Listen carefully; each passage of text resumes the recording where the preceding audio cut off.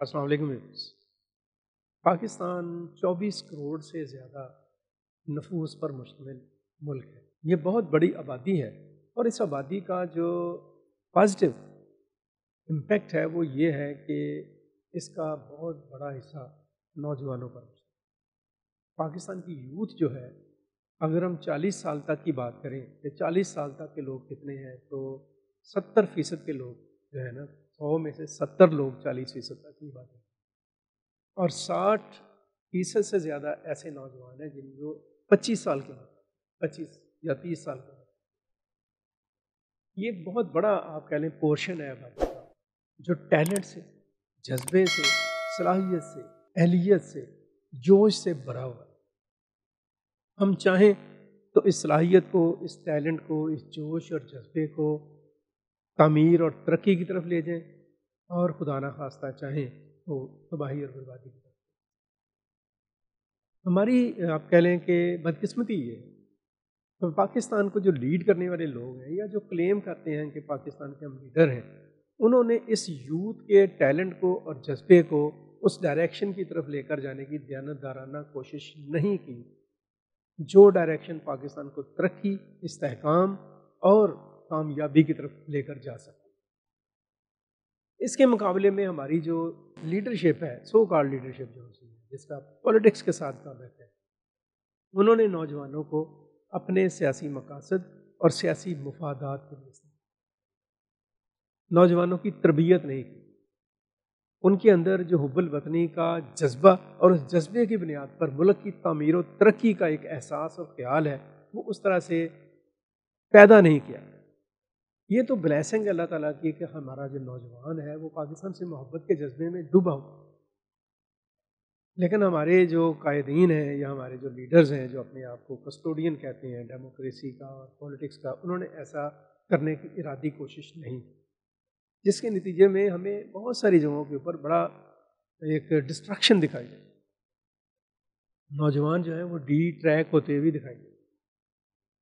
میں آج اس ولاگ میں اپنی جو نوجوان نسل ہے، جو ہماری یوتھ ہے،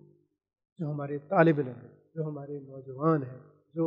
اپنی پروفیشنل لائف کو شروع کر رہے ہیں، جو اس کے لیے پلان کر رہے ہیں یا پریشان ہیں اس چیز کے حوالے سے کہ ہمارا فیوچر جو ہے وہ سیکیور نہیں ہے تو اس کا کیا کرنا ہے، میں ان سے صرف یہ درخواست کروں گا کہ خدا کے لیے آپ ٹھہراؤ پیدا کریں۔ اگرچہ آپ کی ایج ٹھہراؤ والی نہیں،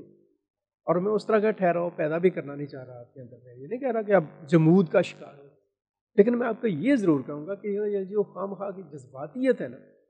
اور اشتعال انگیزی ہے اور شدت پسندی جو آپ کے اندر پیدا کر دی گئی ہے ایک خاص آپ کہہ لیں کہ بڑی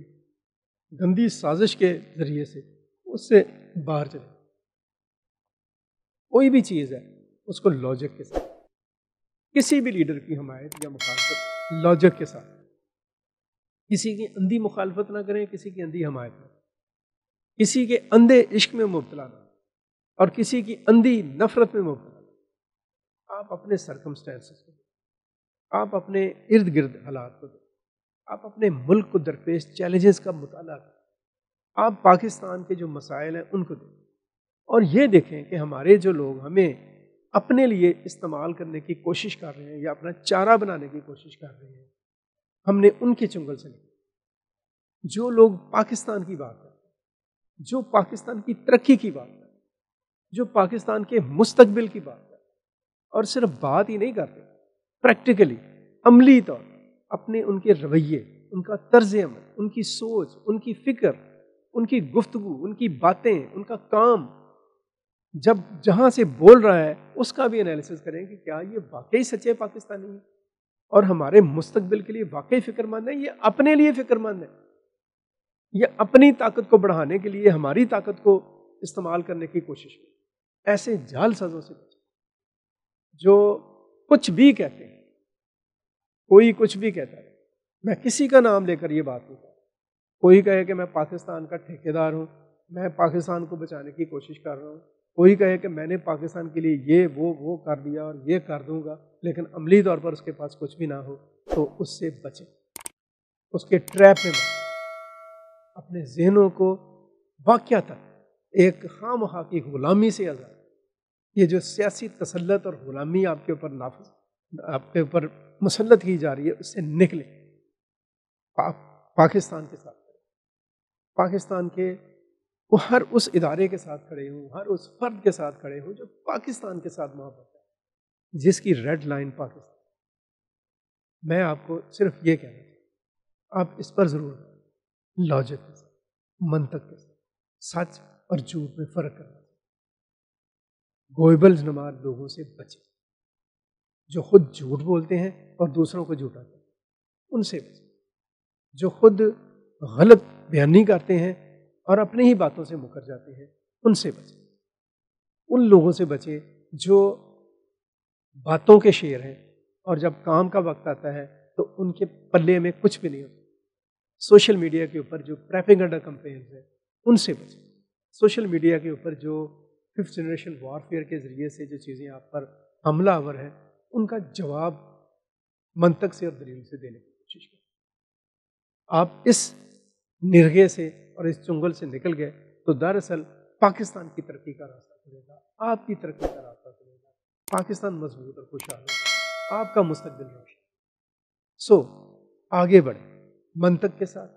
دلیل کے ساتھ، تدبر کے ساتھ، اور آگے بڑھیں جذباتیت، اشتعال انگیزی اور خواہ مخواہ کی نفرت اور محبت کے جنون سے، جنون بلکہ کیا، پاگل پن سے باہر. بہت شکریہ.